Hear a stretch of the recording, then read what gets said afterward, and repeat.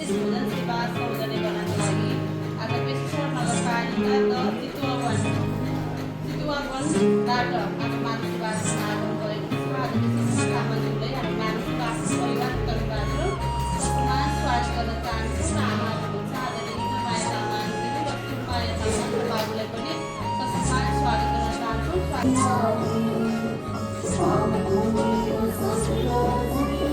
फुलको आँखामा फुलै संसार, काँडाको आँखामा काँडै संसार।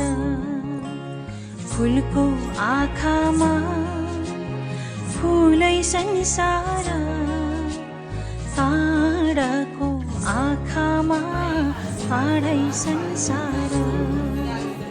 झुल्किन्छ है छाया वस्तु अनुसार, काँडाको आँखामा काँडै संसार।